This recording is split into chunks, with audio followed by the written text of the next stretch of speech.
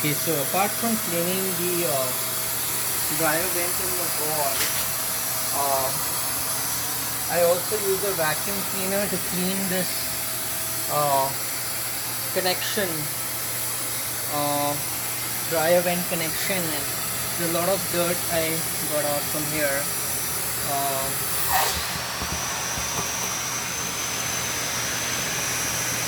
Lot of dirt I found even in this connection.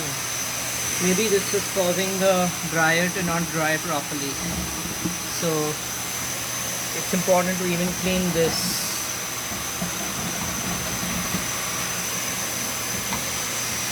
Maybe remove this also and clean it from this side too.